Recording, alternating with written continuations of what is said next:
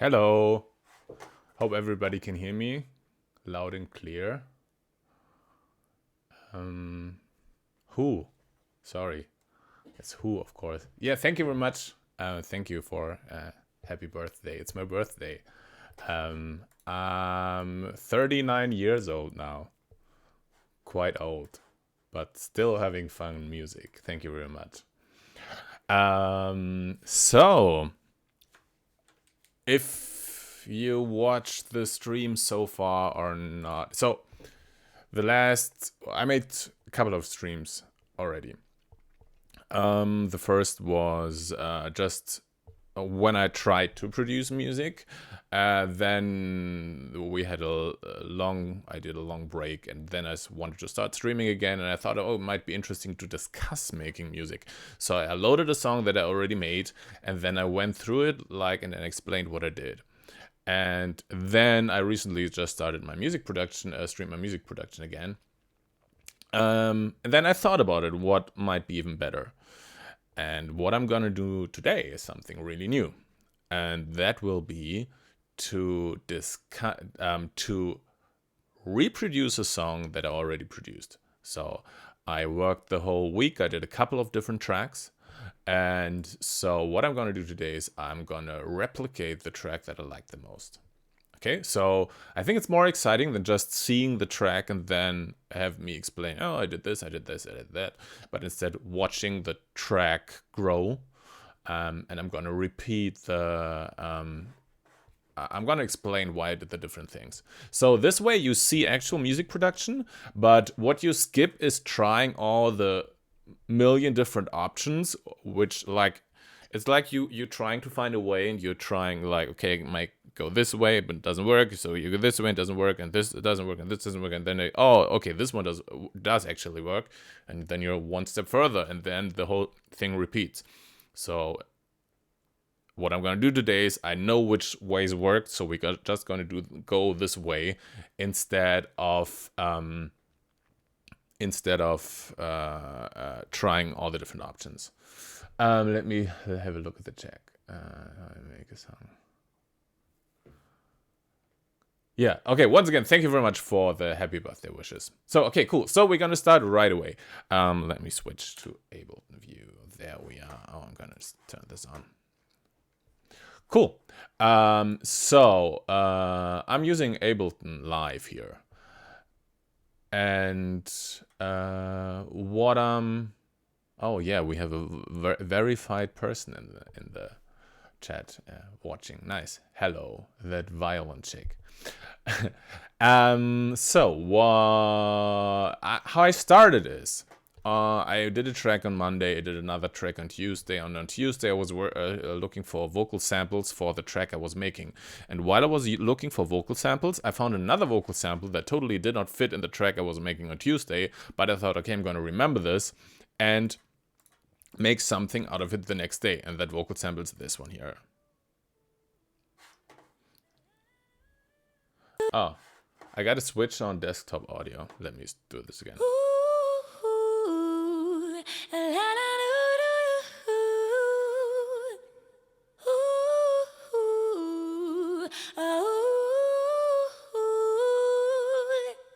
Can you all hear the audio from the singing? Can you hear that? Sounds pretty... Okay, cool. So you can hear it. Thank you. Okay, so this is... I heard that and I was like, oh, this sounds... I like it. Okay, I like it. So this is the audio sample.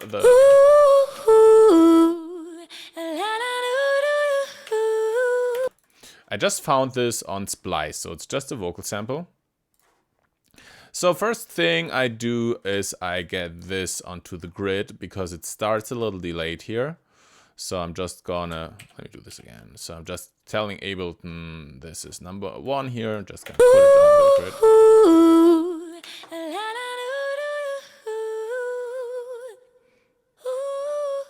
Oh yeah, it's 140 beats per minute. Okay. Never mind. That was weird. So this is 140 beats per minute.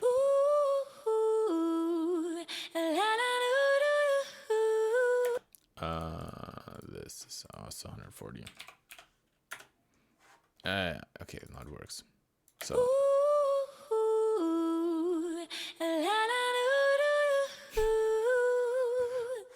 Okay, so let's make with quick. And we're gonna put this. So I'm gonna play. The track will be 150 beats per minute.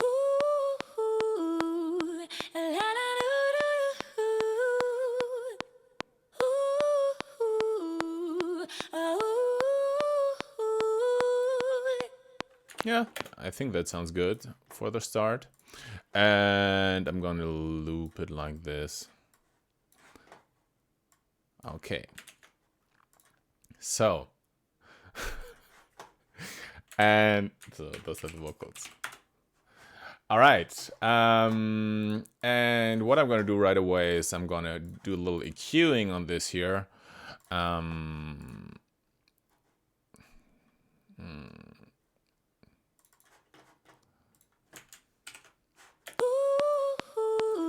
Cut off the low frequencies.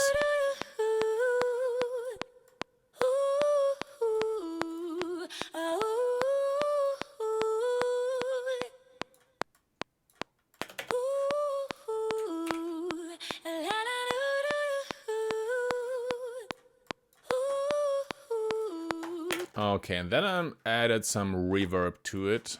I love vintage verb.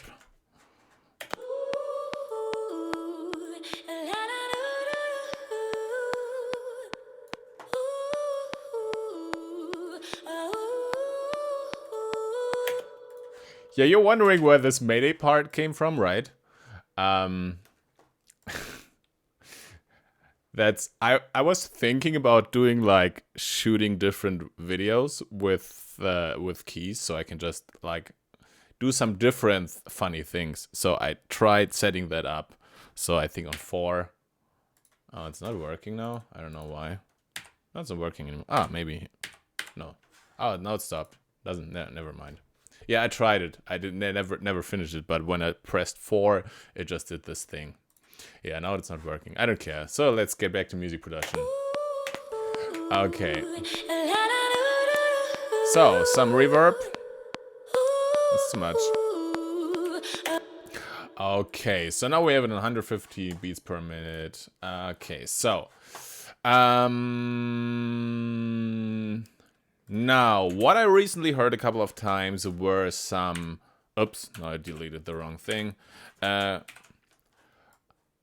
Were some like ethnic sounding background vocals. And I found some in a library that I have. Actually, I found a lot of them, but some I really liked. And that library is Vocalize 2, and there's it has those. This.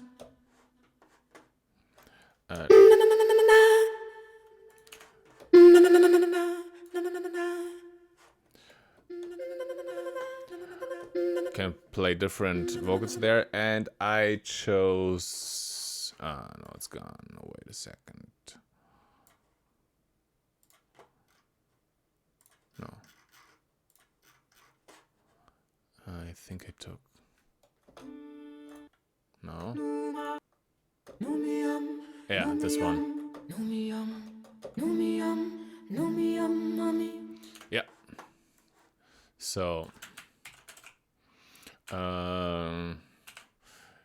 Numiam, Numian. Yeah, I always think Numiam, Numian. Nom Yam. It's called Nom Yam. So.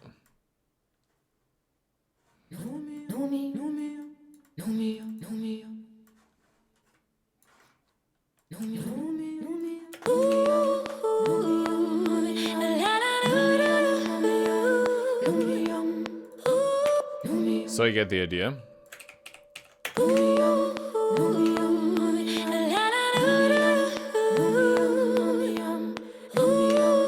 Cool. So I won't play the chords live because there's a lot of delay because of the streaming thing. So I'm just going to paint the chords here. So it's an and then I made a D like this. D major to D minor. So it's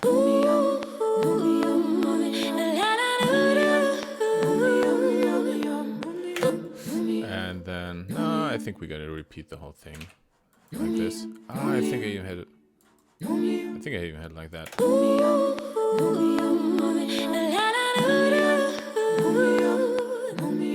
Yeah. And then we had.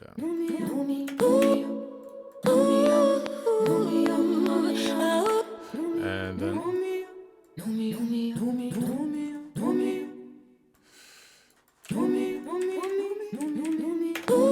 Like this.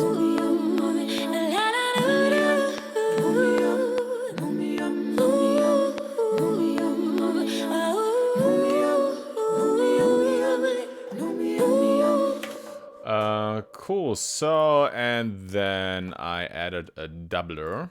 The doubler just makes it stereo. Sounds like this.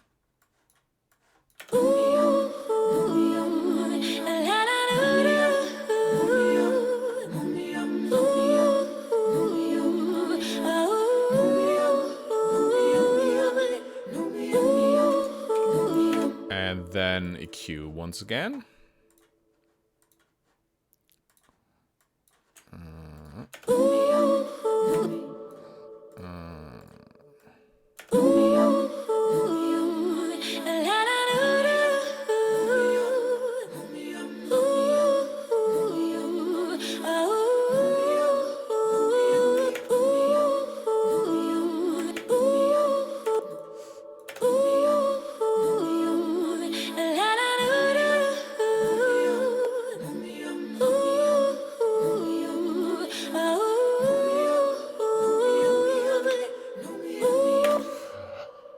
Cool.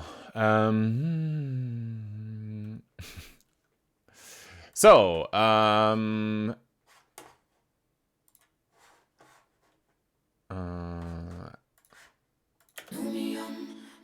I just added this.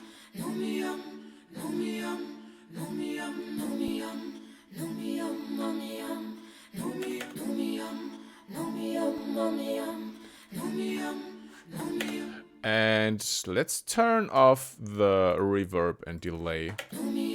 So it's dry. And then I'm adding my own delay to it. Yeah. I don't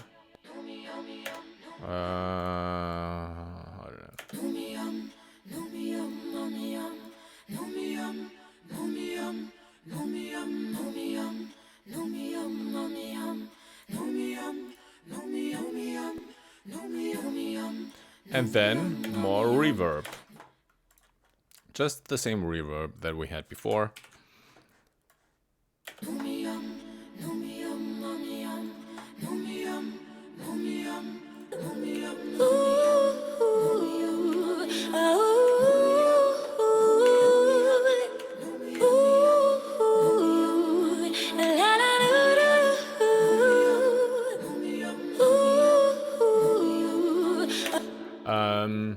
Yeah, if you have any questions so far, let me know. Numium, numium, numium. Exactly. Let me know if you have any questions. So this is numium. Let's get numium. Numium.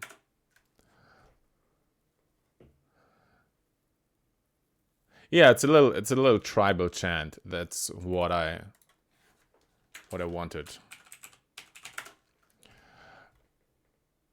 So the question is, what genre are you going to make the drums in this song? Are you going to have a breakdown? You'll see. You'll see. So far we just have the vocals and some tribal chant.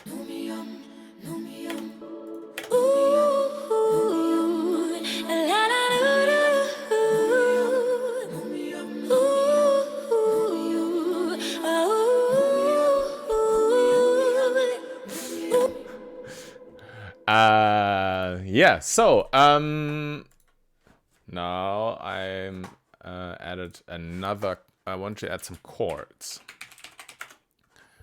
that support the whole thing. So one thing that's important here, if we are producing music yourself, we had this in the last stream already. I was producing for a while and it didn't really sound. What's important is it should already sound good with few tracks.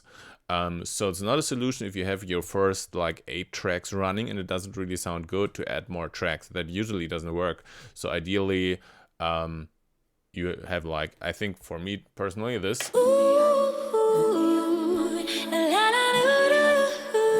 It already sounds like something, even though it's just 2 tracks so far. So that's really important. So we're just gonna add stuff which hopefully makes it sound better. All right, so I'm using another synthesizer that's based on vocals here.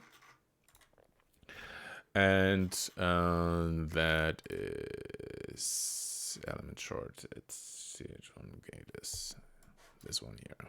Should be it. Yeah. So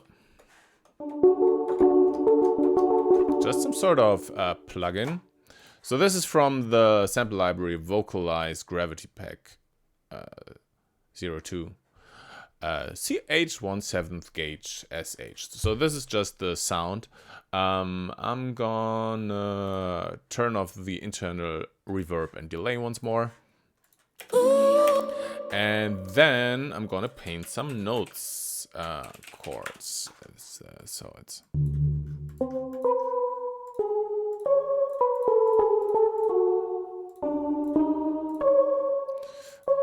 So.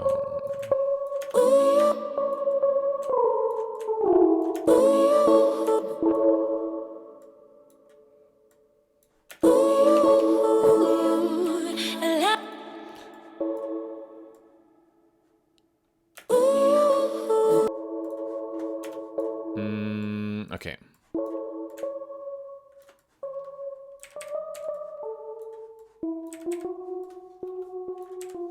So I'm just following the same chords that I made here. So it's A major.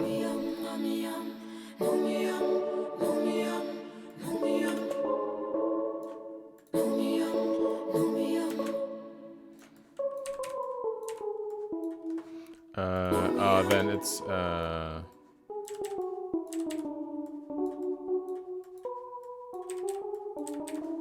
yeah.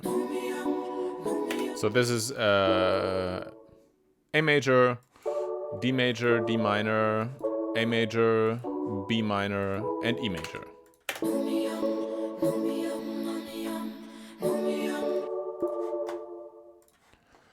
And now I want a little more release so it doesn't cut off so harsh. Gonna do this here.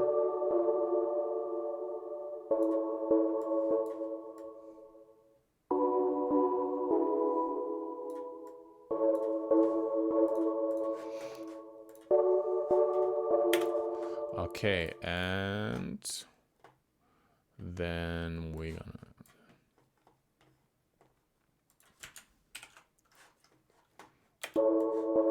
And I'm gonna EQ out a lot of the low frequencies here.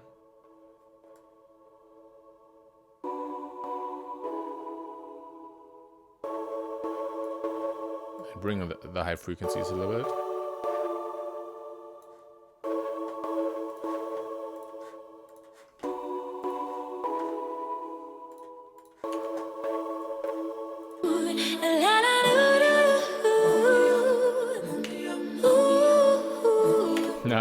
I wonder why it is that almost every single electro music has 4 chords. This doesn't has 4 chords. It's 1, 2, 3, 4, 5, 6 chords. But often it makes sense because you're in a 4 units grid. So it's 4 beats per bar, and then you have like 4. Usually you have 8 bars per run through, and so it's all multiples of 2 usually. But this one because it has the first 2 bars, it's 1 chord. The next 2 bars is 2 chords. Here's 1 chord, and here's two different chords. And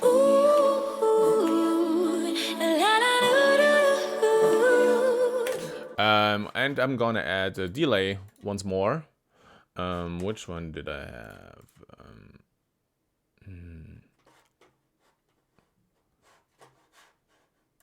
Let me see. So this should be, this has to be a little higher.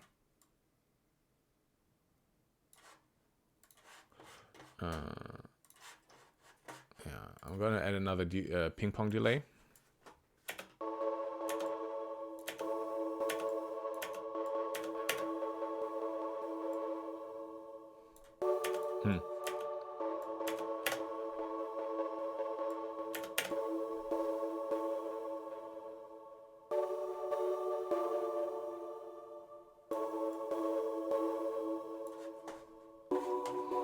And once more reverb.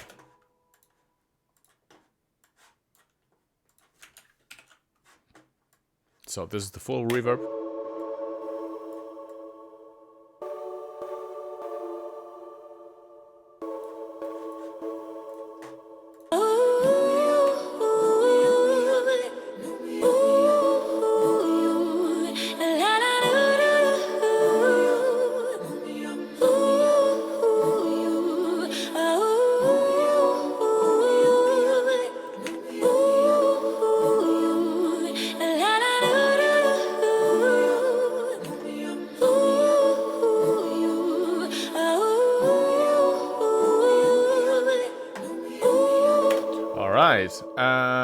Now for the drums, so the structure here will be different.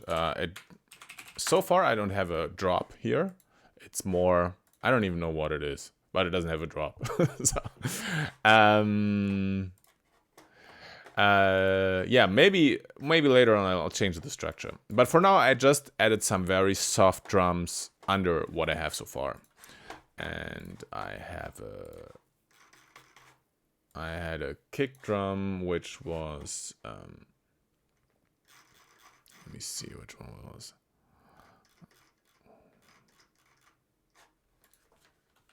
I wrote it down what it was.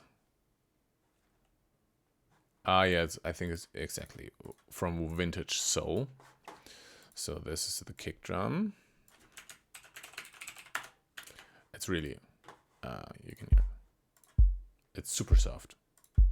Right. So I'm just gonna play the kick drum here. No, that's too fast. Like this.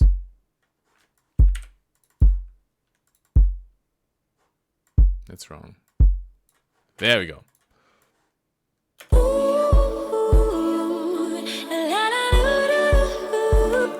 Really soft. And what I also did, I tuned the kick drum. You can hear the tuning of your kick drum if you just distort it really hard. You don't leave the distortion in, you just put in the distortion to hear the tuning. So if you put in a hard distortion here, like saturator, and hear the dum dum dum, you hear the note of the kick drum. So if you transpose it, +3, now it's tuned with the song. Dum dum dum.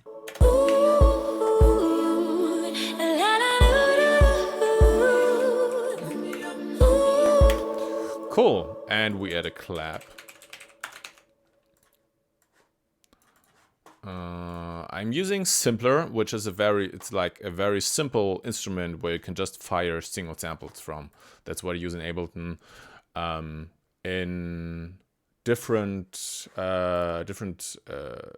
DAWs, you have different instruments that can fire those samples. But it's this here is just a very simple tool to fire the samples. Okay, so we have oops. What's wrong? Okay. I have a sample pack. It's called a Romderful pack of samples, and it has this clap here. A very dry sounding clap. So I just put it here and here.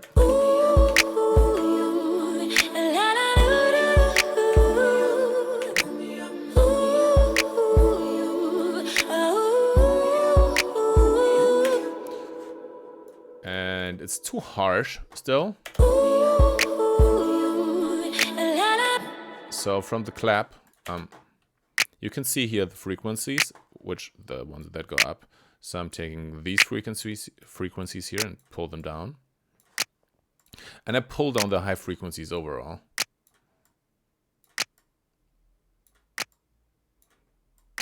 So now it's really soft.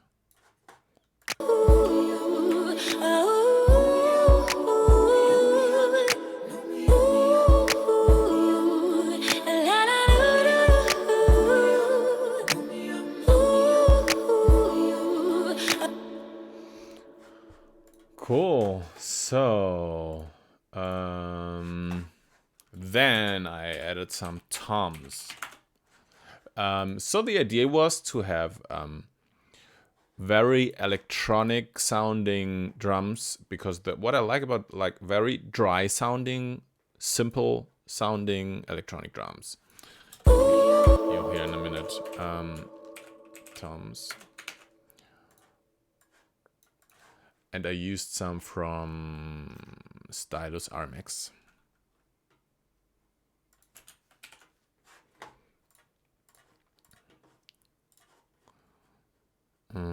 Here they are. So there are a lot of tones here.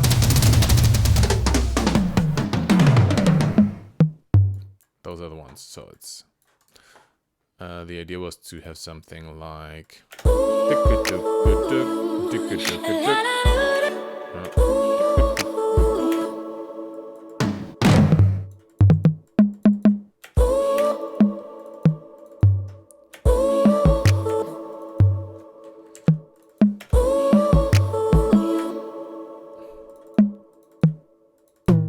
oops.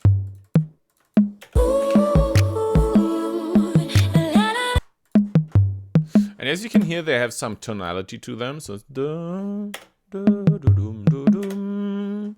and it would be cool to have them in tune as well. So so one note higher. There we go. So now they're in tune.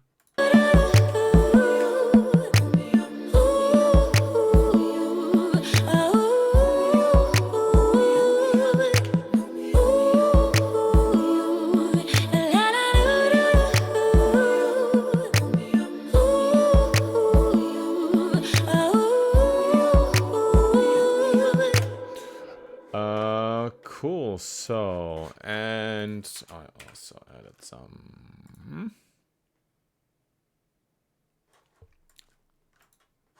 in the space between you.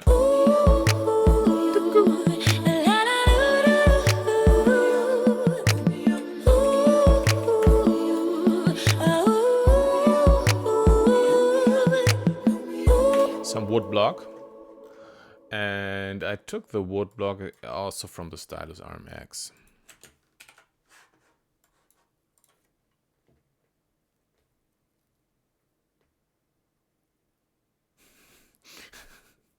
Yeah. The lowest tom sounds kind of out of tune. Yeah, a little bit. But I think that's it's kind of cool to me if it's not too much in tune. So not everything's... So some things are slightly off. I think I kind of like it. So from Stylus RMX, I'm using the percussion, metal and wood. And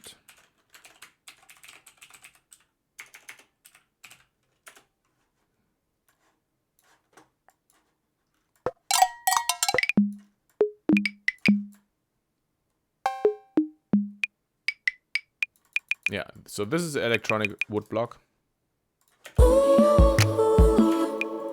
Just here.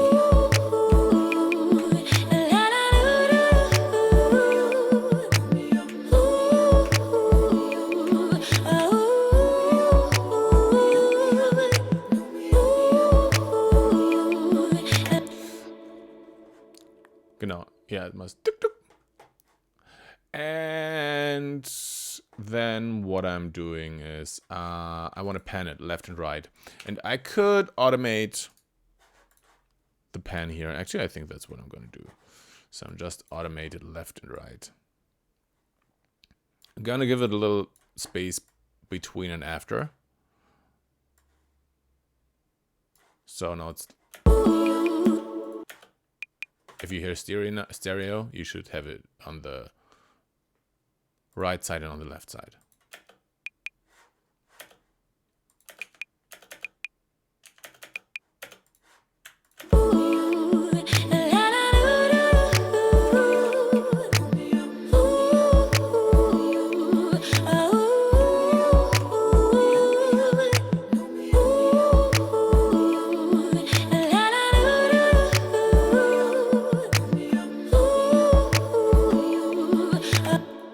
Okay, and then I want to add a hi-hat, and I made one myself with Silent, and it's just basically white noise hi-hat sort of thing. So I would just want to make it psst, like psst. So, oops. So this Silent, I just switch it to noise. That's a little loud. Let me search. No.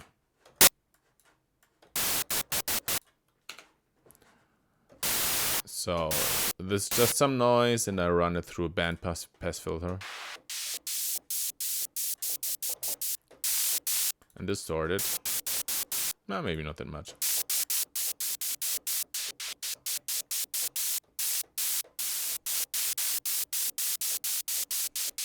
Yeah, I can.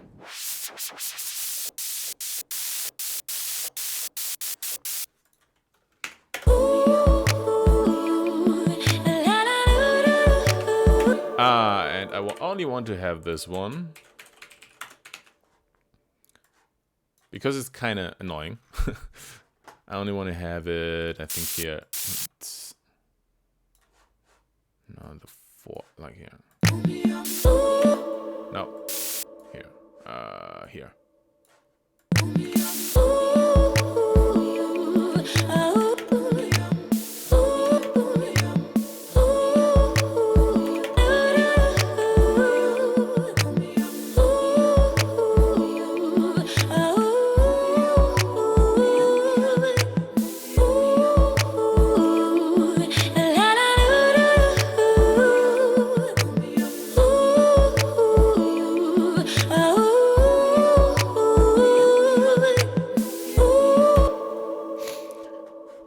Okay, so this is the height. It's just from like I said, it's just a noise oscillator here and filtered. And that's what I use as a height. It just comes in once in a while, every two bars, in the very end it comes in. Cool. So I wanted to have a bass, and since everything's so vocal heavy on the melodic side here, the chords and the numiyam and then the main vocals, I also decided to do the bass. Vocal-based bass production. And I used Omnisphere for that.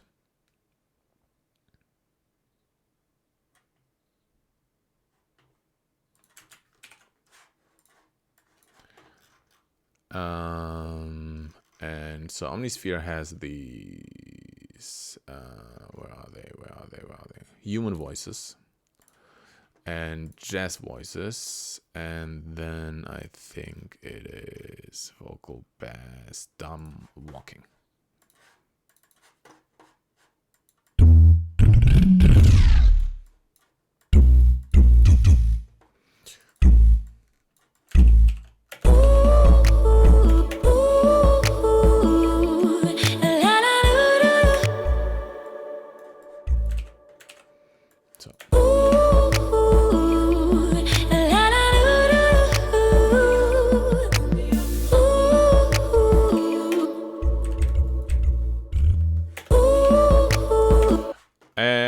I changed that bass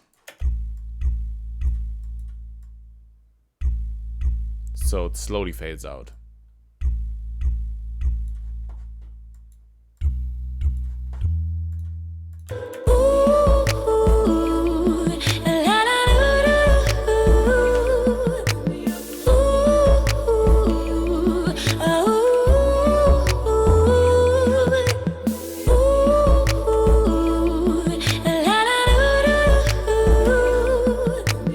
And when the whole thing repeats, I change the chords, and like this.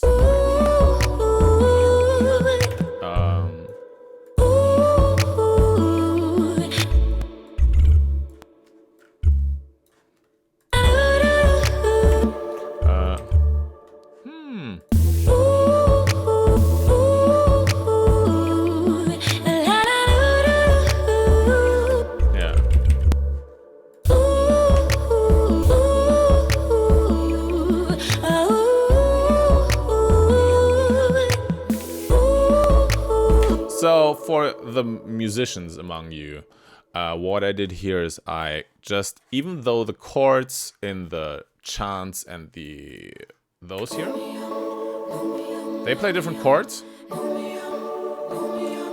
right? But the bass stays the same all the time.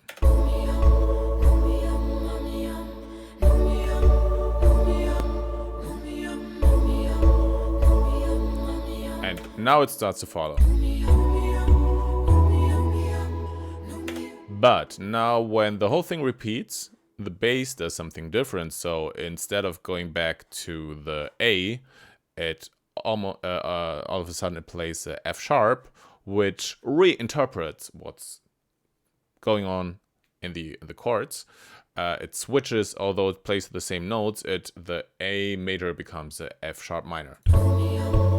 Right? This is the start. And then this is what it does in this repetition.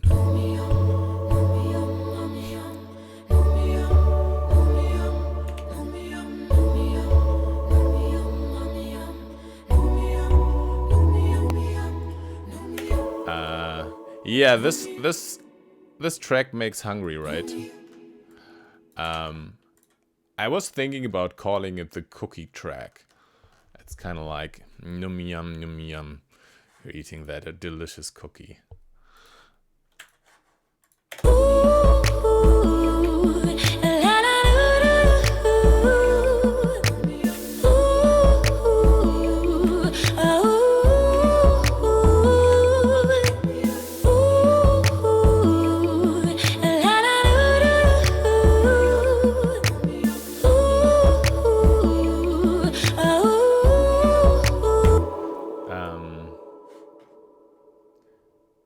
So someone's, which I can't read the name really. Sogom is asking where I got the vocals from. They're from Splice. Splice is a platform where you can just download samples. You pay a monthly fee, and you can download, I don't know, 80 samples per month or something like that.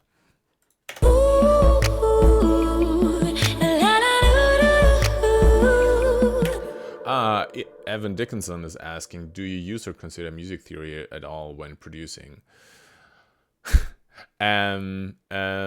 Sort of.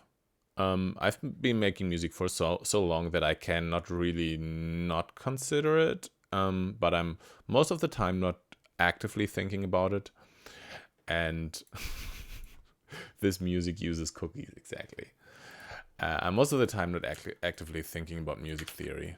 But, you know, once you really learn music theory, you can hardly forget it. So it's always a part of what you do. Okay, so for building the structure, I had this in this beginning here. Yeah, like this, that. And I just, oops.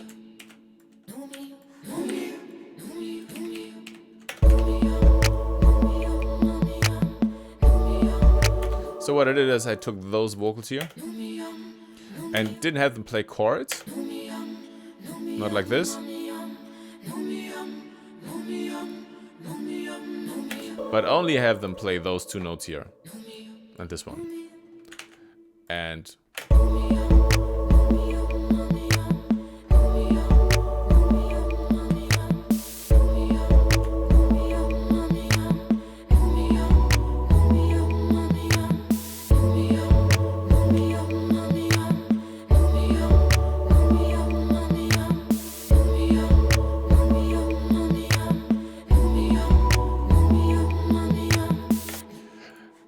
Yeah, as you can hear, the song's coming across pretty sweet, cookie-ish, cookie sweet. Yeah, that's what this track became.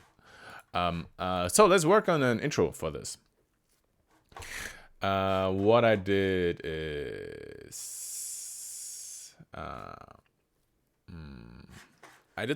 used 2 atmospheres. And I took them from Omnisphere. So one was called Slow Warm Birth.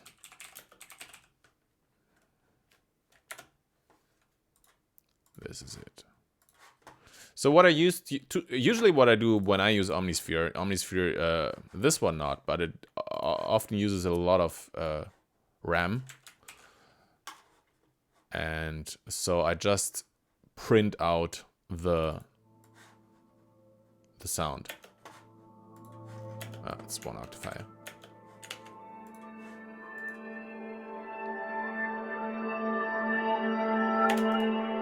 Exactly. So in Ableton you just say freeze and flatten. And here you have the sound.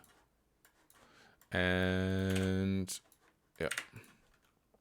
Did like that, and I made it so it fades in. Oh yeah. And for the intro, I used the same drums. I just copied the kick and high pass filtered it, so the kick doesn't sound like this.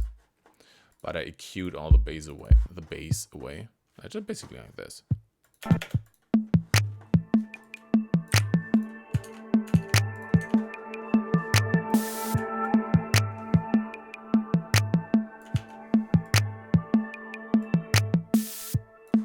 And then another Atmo.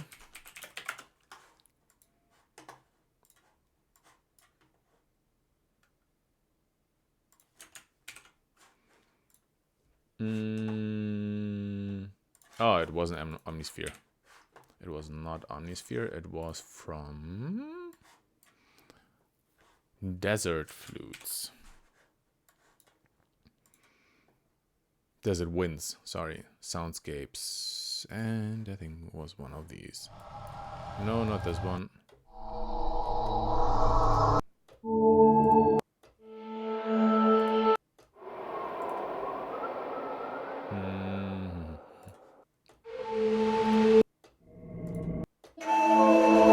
Yeah.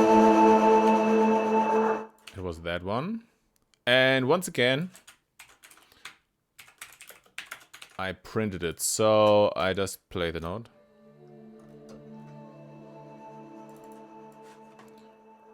And also what I did. So this Atmo has different layers. And I think I didn't use all the layers. So you can turn on all the layers for the start and listen to the different layers. So this one I want to keep.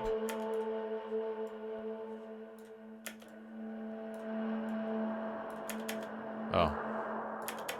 This is like some wind sound here. I don't want a lot of that. I like this. This is the high flute. I don't want that. And then the low pad. So I want this. A little bit of this. More like this.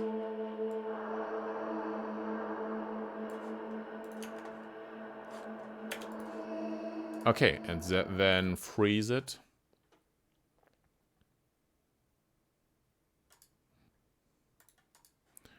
And flatten it once more. So it starts like this.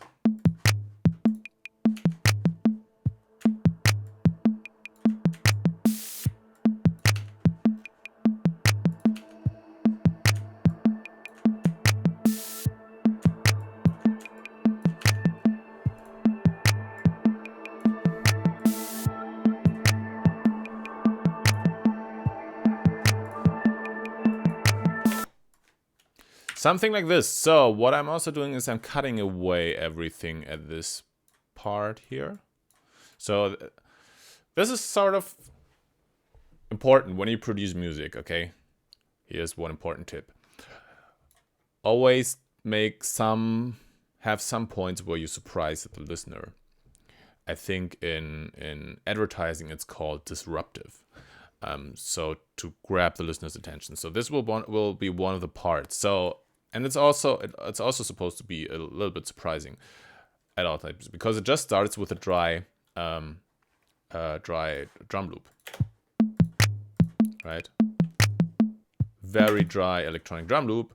Then you have those atmospheres coming in, and then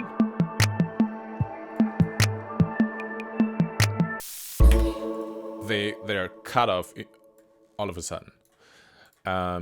So you play a little bit with what the listener expects. So you lead them in one direction, and then all of a sudden you're like, it's different than you expected. So that's, at least for me, that's a thing that I really like to do. And if you listen closely to my songs, you will find those things in every song that I produce. For me, it's really important. Okay, cool. So I want to. This is sort of a build-up here, and I want to. Let's put in the numiyam, and we're gonna do something funny with it.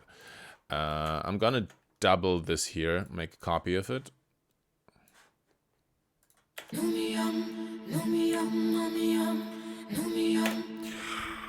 And then we're gonna automate the sound of it.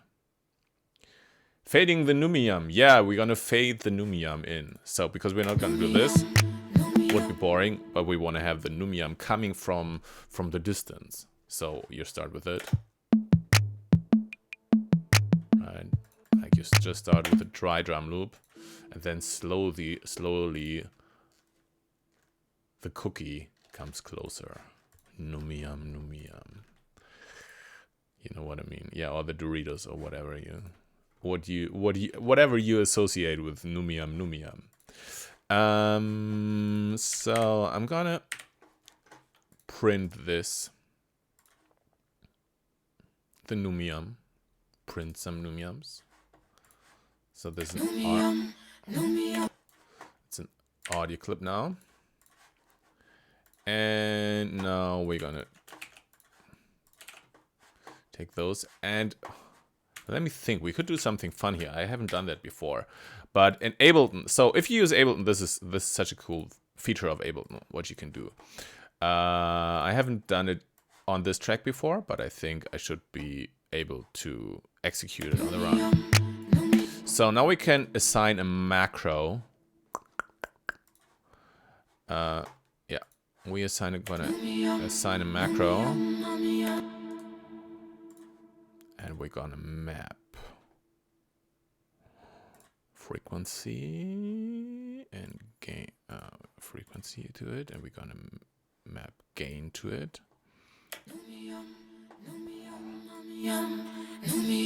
And now we can say, okay, this is the minimum should be 0. So okay, so like this. Yeah, okay.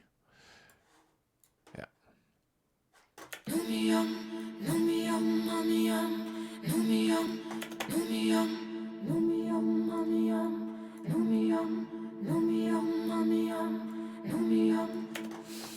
I'm also gonna map. Oops. No, I'm also gonna map this frequency here. Oops. So I'm gonna map it here, and I'm gonna map this gain here, and we're gonna make it in a way that when it's all down, so the minimum will be 10 hertz here, but the maximum we see, and the minimum here will be, yeah, like this.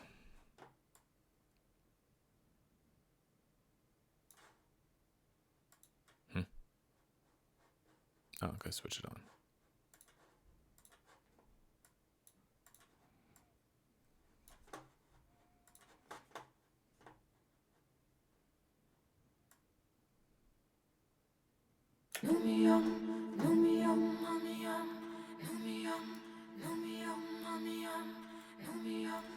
Okay, so this is what I just did. I just automated the EQ, so I just have one thing here, full, and almost everything cut away. We could even add the filter to it. Oh, let's use this filter here. And we're gonna map that as well. Map it here. So the maximum, so when it's to maximum, it will be here, and minimum, it will be here. Right? So now it's just one thing.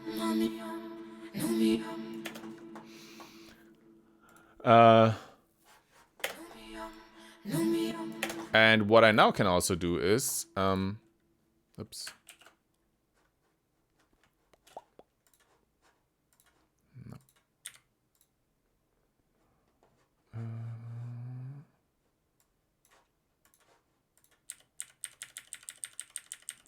I don't need all these parameters, but I can map the mix here also to this. So what I can do is... it didn't. Did you map it? Ah, here. No. So when it's in maximum, it's here. And when it's at minimum, it's here where it was before. So. No, that's the opposite that I wanted. I should be like this. So minimum it should be 15% and maximum should be, let's see.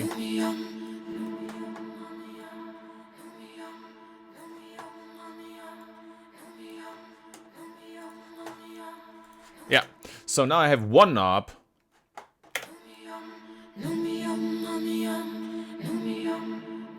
to make the signal go into the distance and have it come close. Bye bye Roblox Gaming PC. Thanks for watching.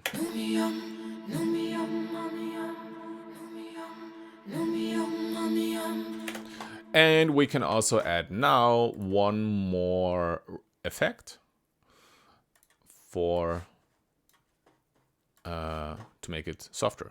So we're gonna map once more the gain and map it here and say if it's fully up, it's minus infinite. It's minus infinite, and here it's 0. So now when I turn this up, the volume goes completely down.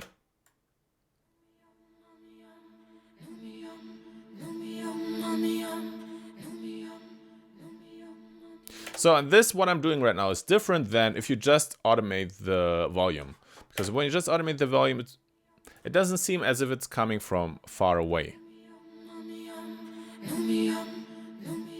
I might want to change this a little bit, though. Like this.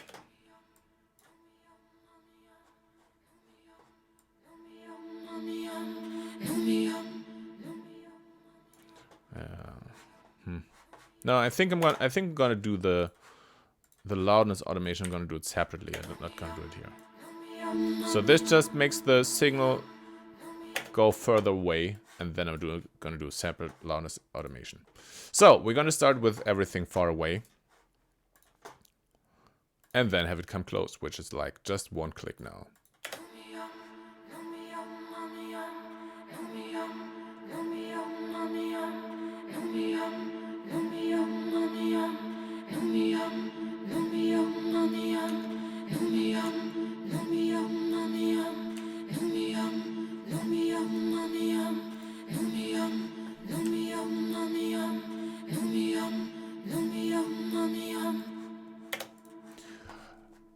If you don't, if you cannot repeat it right away, if you keep watching, if you just remember one thing, and try that later on.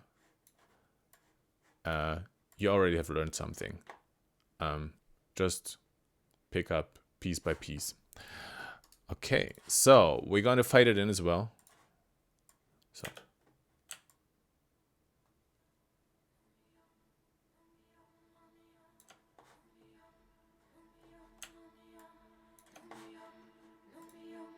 And overall, it sounds like this.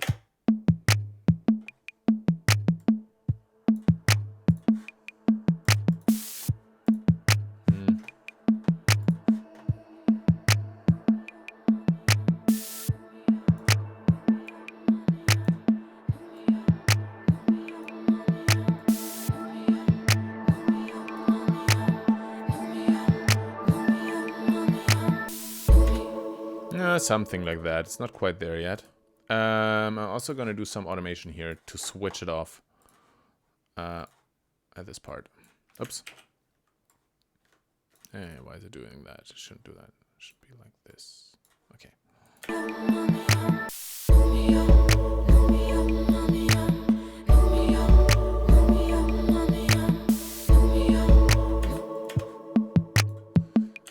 And I even want to do more.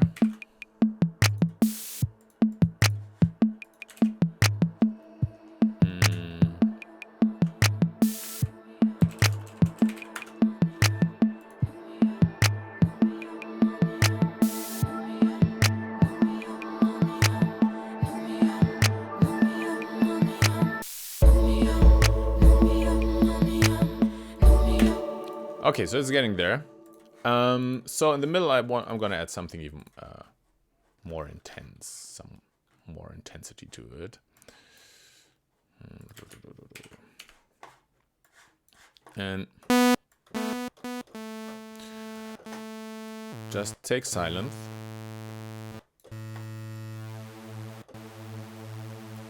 Use 8 voices and detune them. Put them through a bandpass filter with a little bit of resonance.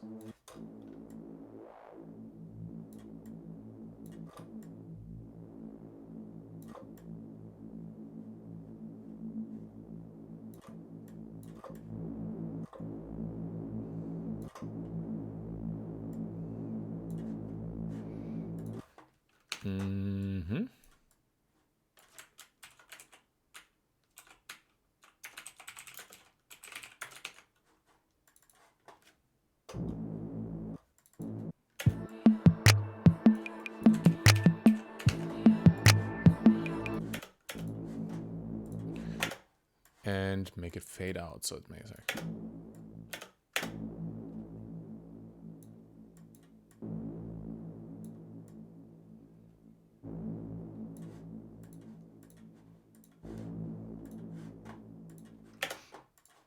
Cool. And take away the high frequencies. And also though, just make it really thin.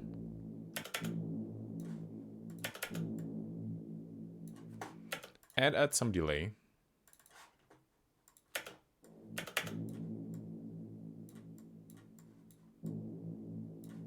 And reverb once more.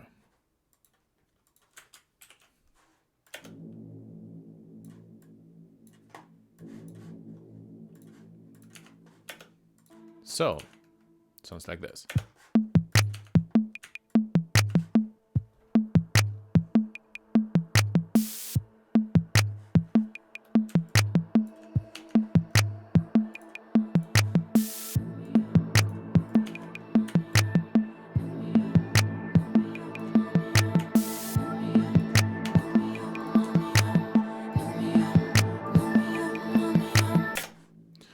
And to add even more, I'm going to put a tuba sample. I don't know how a tuba, maybe it's an English language. In Germany, it's called tuba. Just a sample from my contact library. Where is it?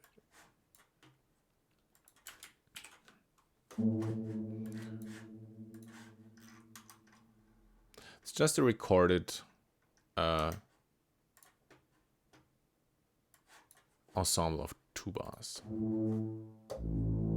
and have them play really low. Yeah, that's where they should play.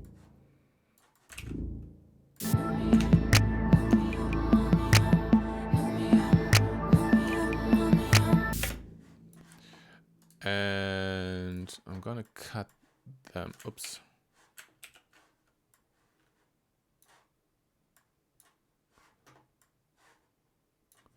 Gonna cut them off as well. Oh no.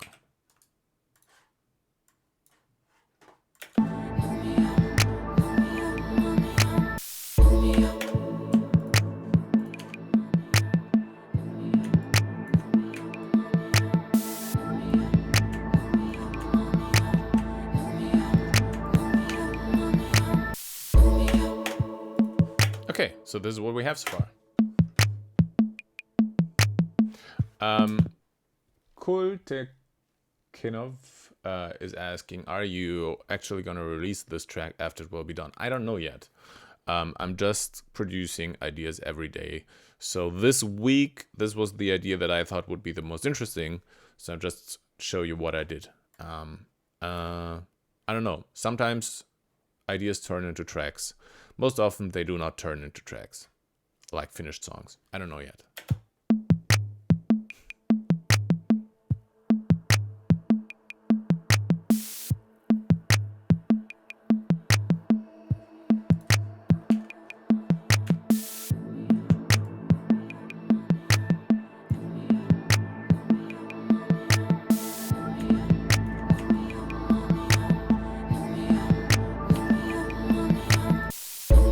Oh yeah, someone's asking, why are you automating the gain and not the channel volume?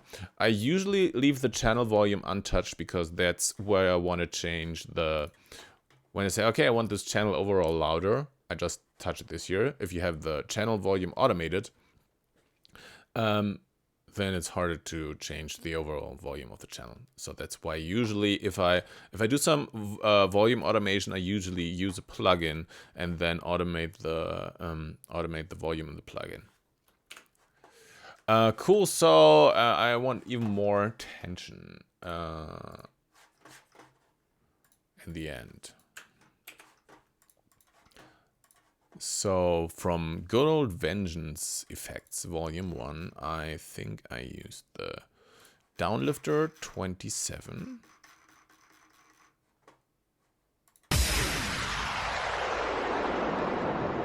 Yeah, that was it. And I reversed it.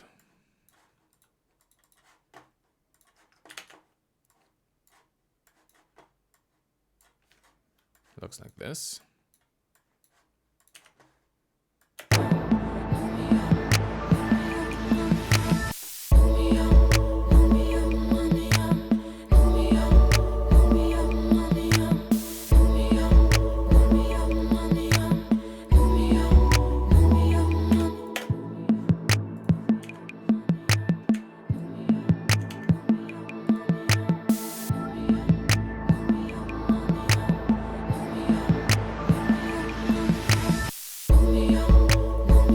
Now this certainly needs some sort of explosion now when it starts.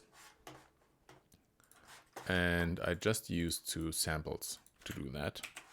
One is a very popular, I think the most popular sample library on Splice. It's Kashmir Volume 1. And I think it was AFX. Yeah, this one here.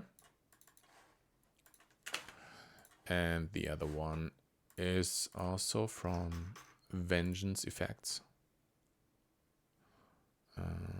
Hits and Explode. And I think it was number 70.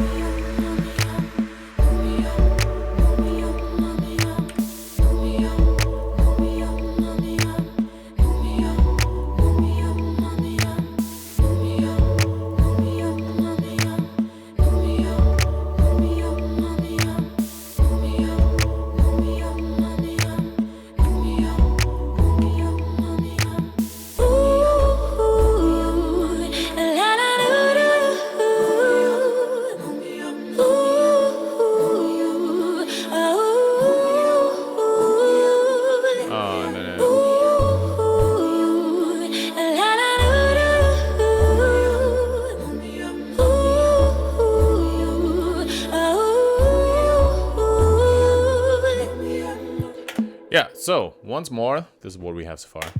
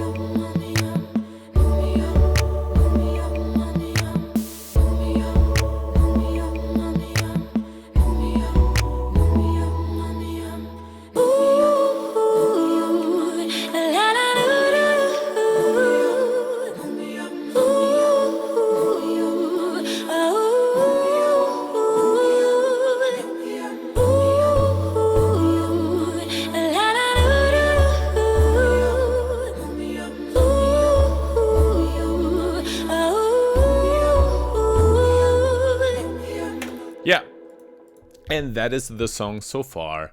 And that's how far I got it. I tried the next day to develop it even further, but it didn't really work. So like I like it what it is. The real challenge here is that it's really on the edge of being like too sweet and like, I don't know, like corny. I think it's still, for me, it still feels okay. And I think if you're on the edge, it's usually really good. But if it's very easy when you continue the song that it just gets like, you can't hear it anymore. So yeah, that's the challenge here, and I'm not sure yet what to do with it. If this would turn into a song, I would most likely. Oh wait, I have. I think I repeated it once more here. Let me do this real quick. With the bass, the chords, and this here as well. So it would just go on like this.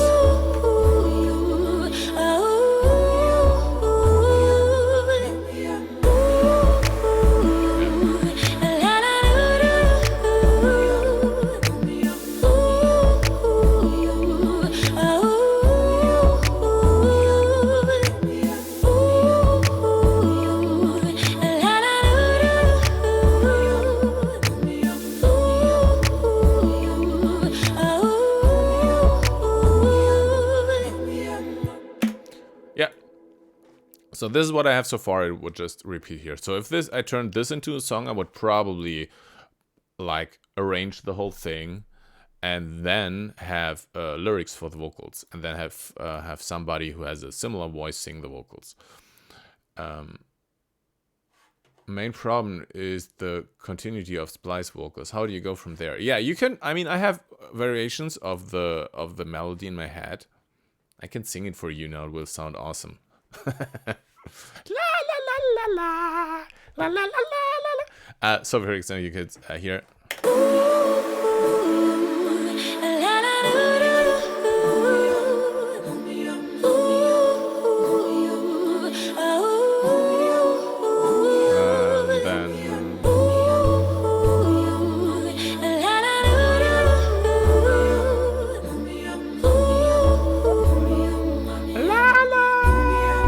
Just stay on that note might work, for example. So you could, at every second repetition, you could just slightly do a variation on the melody. But what would also help a lot is to have lyrics on the melody. So you could also use the ooh, but also then repeat it with lyrics. Or, for example, have lyrics here. So when it starts, it comes in with lyrics. And then when it repeats, you just have the ooh, for example. Nice. Maybe I should just sing it myself. Like,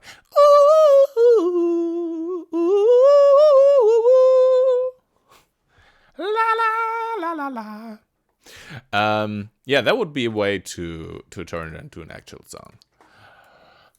And yeah, but I don't know yet. I don't know yet what's gonna happen with it. It's certainly not a dance track.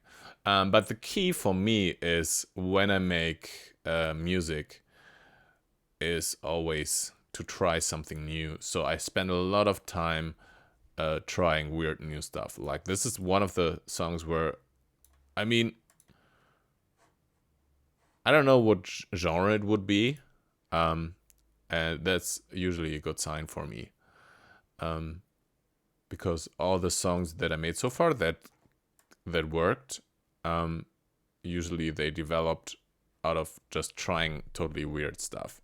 Like this, for example. Like trying things like these, like just going crazy. Otherwise, you just keep repeating either you repeat what you have done before, or you repeat what other people have done before. And to create something new, you just have to go crazy and try different stuff. Like this, for example. It's really weird. I don't know where to put it. But yeah, it's just, yeah, how I work. Oh yeah, a singing clip of me. Cool. So this is it so far. If you have any further questions, let me know. Just watching the tab. Yeah, cool. Glad that you could make it this time to join the stream. I'll do more streams. I think I'm gonna do streams on Saturday in the future, not the next weekend because I'll be in China next weekend playing a show. But from then on, I think if whenever possible, I do the streams on Saturdays. So I think because more people can watch them. Could you go over EQing your drums? EQing drums, it's always different. It really depends on the sound. There's no, every drum EQing that I show you would be different. Some Dota spoilers maybe. I can play some Dota songs. In the end. Oh, by the way, the song, if whoever is here from the very start, the song that you heard from the intro, that's also from the Dota music pack. Let me play it real quick. It's the hero select song. So when you select a hero, this one.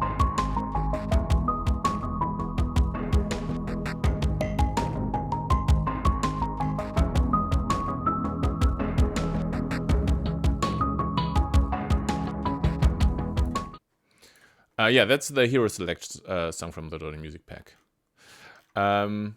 Once again, what I did is I picked up melodies from another song, and it picks up the melody from when you get killed in the Dota music pack.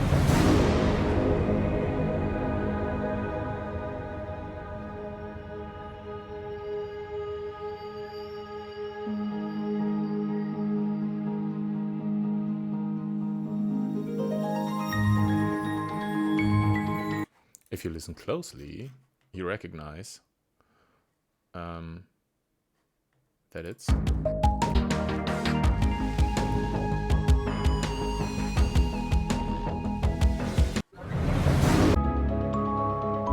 this.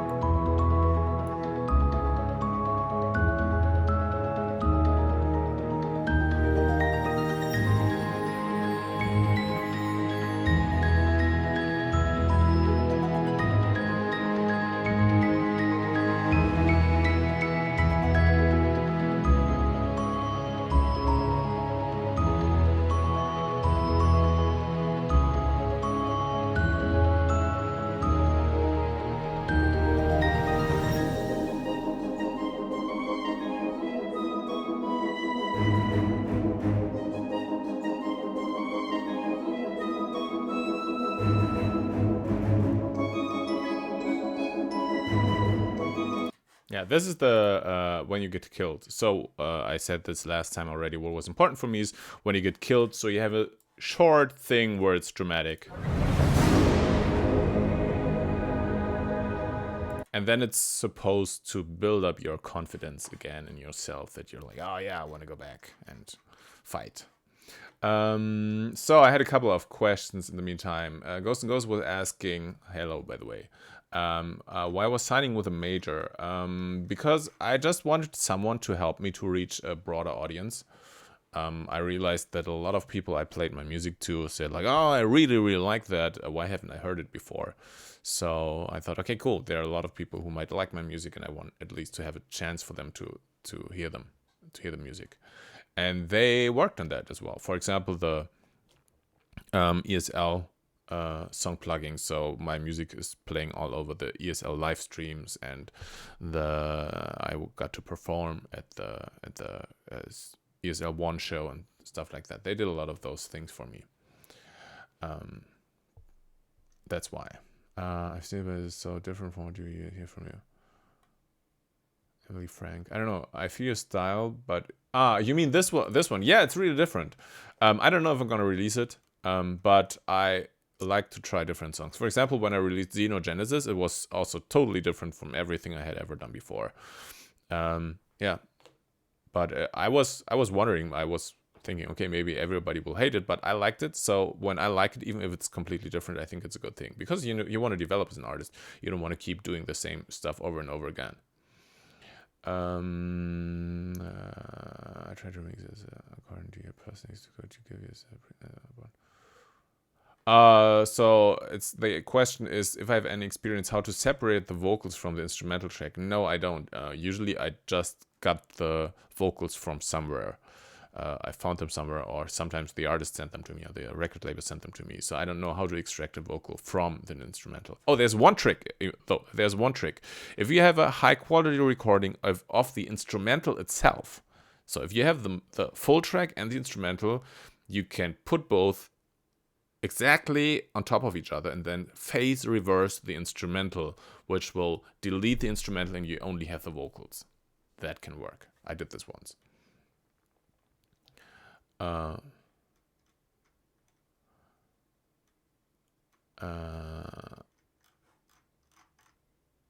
do you choose the names for your songs? It's a pretty long process for me to choose the names for the song.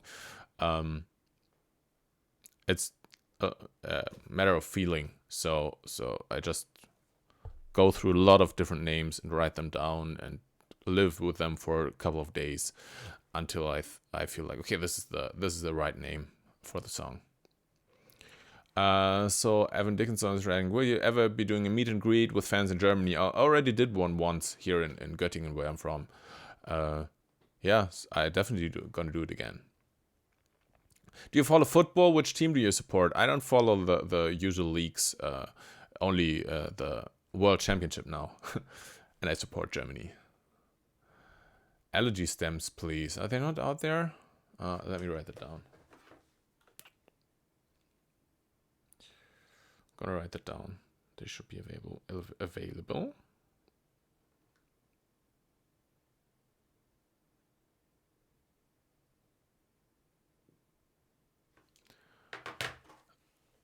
And how and when did you start to earn a living from music production? That's an interesting question. Would be great to have some advice for the aspiring artist producers there. Thanks.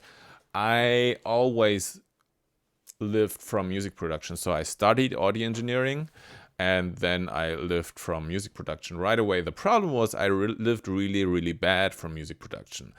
Like I could hardly survive from it. But I just... So what I did, I contacted a company that did music production, and I worked my ass off for a couple of months for free. And then I told them, hey, I'd like to keep working for you and do everything, like work 60 hours a week, whatever you want. But I need $500 a month to live from. And that's how I started.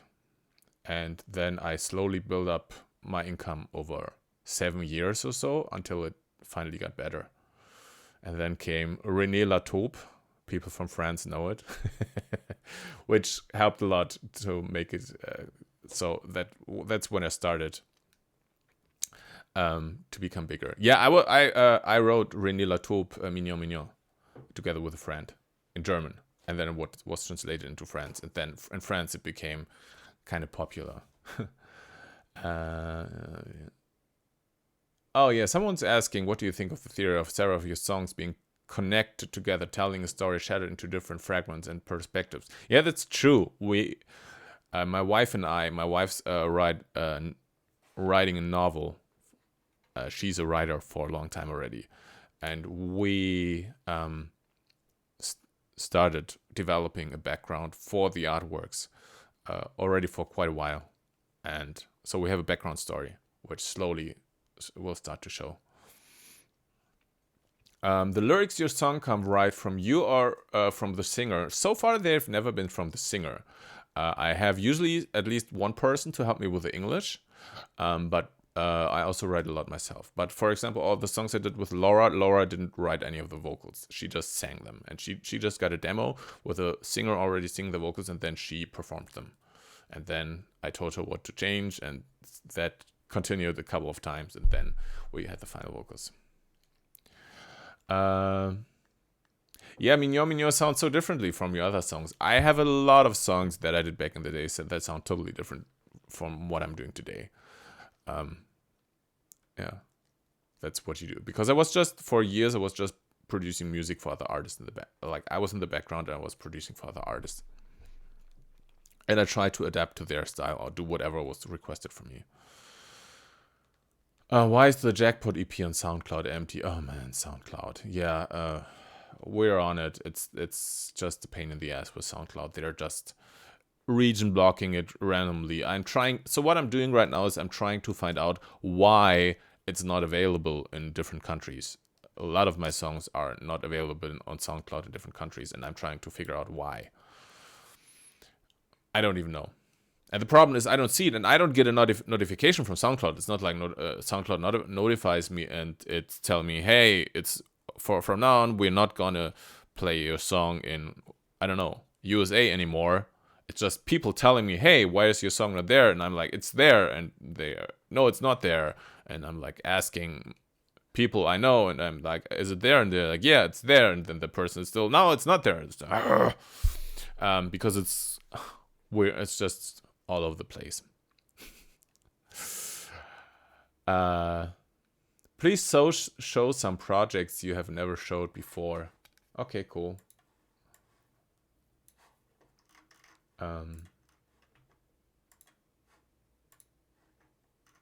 Here's one of the first Dota layouts.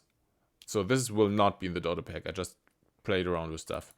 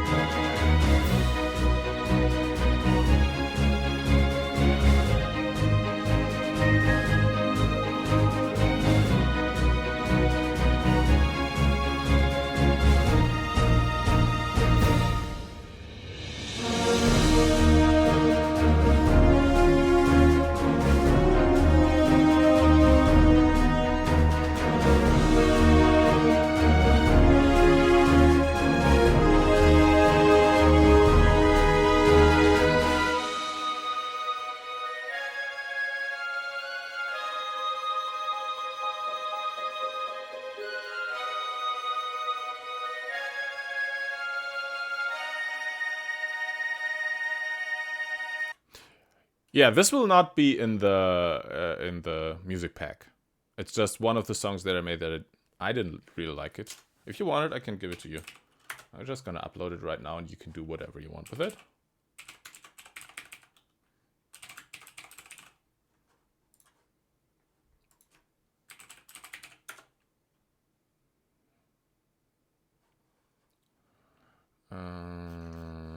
Just gonna throw it in here.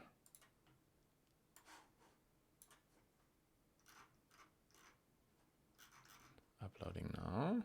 Where is it?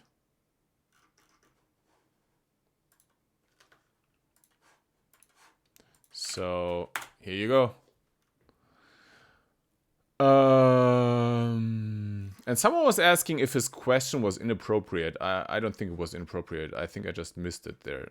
I sometimes miss a couple of questions. Do you usually record strings or use contact library? I usually use libraries, contact libraries, and then sometimes you record strings on top, and then have one violinist and let the violinist play like 16 times the same thing. So the one violinist sounds like a section. Then I layer it on top of the context strings.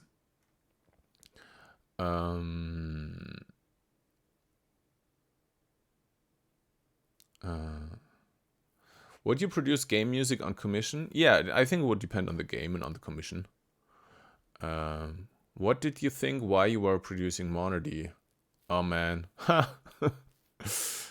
I can't answer that because it was recorded over. I thought people will just hate it because it's all over the place. That's what I thought. was a trip producing that.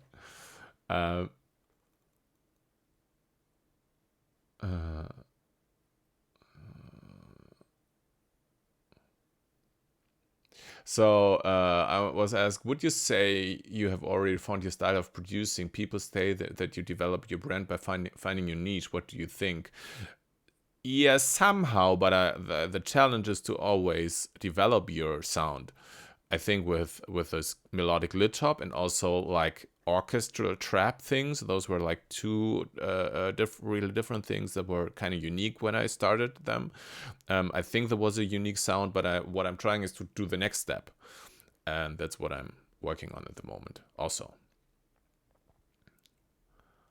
oh, so many questions. Oh yeah, could you tell me what library used in track 15 and 16? So it's this one here. No, it's different ones. This one. So this is a contact library. It's Vocalize from Heaviosity, Gravity Pack 2. This is this library, and then the Num Yum. That's Vocalize 2. So it's both Vocalize.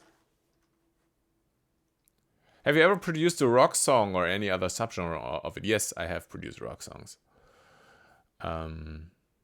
What's your favorite kind of music? I don't really have a favorite kind of music. Whatever. I like every sort of music. It's more about the specific song than the kind of music. What is the short phrase? The phrase in Prelude. You mean the Prelude VIP? I think it's just oh my god.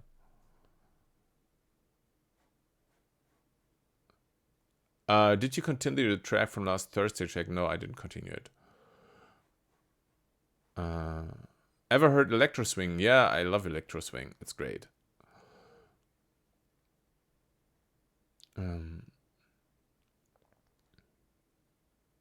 What is your favorite music artist? Queen from the UK. The rock band Queen. I mean, well, they're not... no, music artist.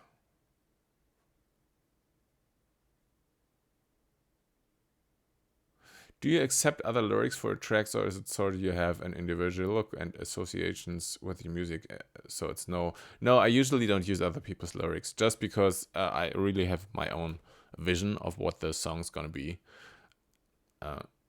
I had a couple writing for me, and it didn't really work. It usually works when I'm in the studio working with those people, or at least we work really close together.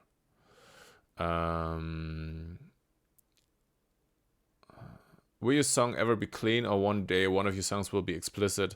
I don't think I'll make an explicit song. I don't know. I feel it's not necessary. I don't know. I don't feel like it. Like using swear words or stuff like that. I just don't like it. Usually, I think the thing is, when people use swear words, it's like they're trying to be provocative, but it's really not. I think it's like childish using them. You know, like children, they use a lot of swear words because they say, oh, then the adults go crazy about it. I think it's childish.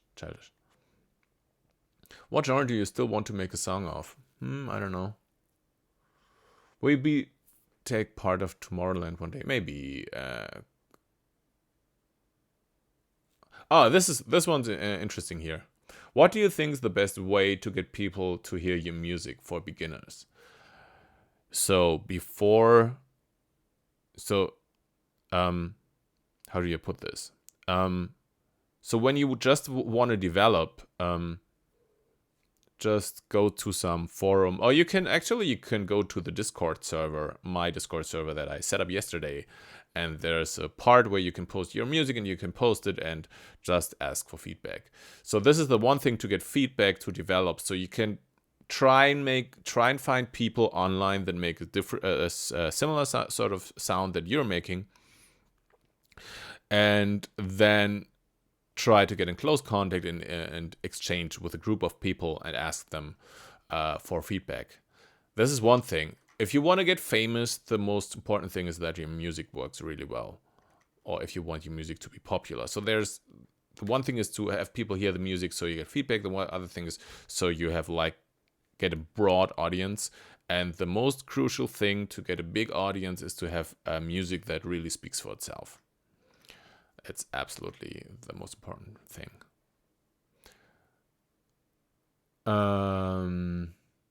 So there's You Will Be My Hero if you ever release a country song, just because it's completely different from what you make now. Yeah, I mean, it's kind of, Avicii was so close to making country, so maybe in 5 years or so.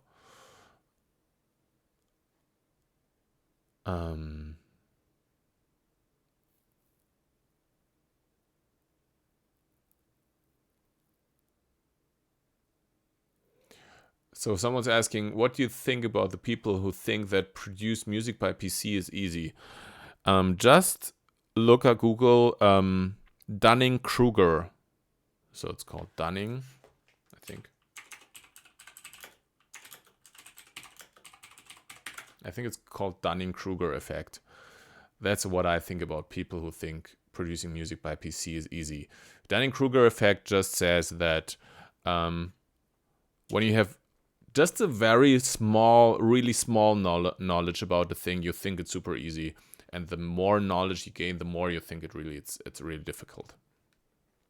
And also when you have very small knowledge, you think that you're amazing and you could do everything. And the more you learn, the more you realize that it's really hard and difficult. And it's a scientifically proven thing.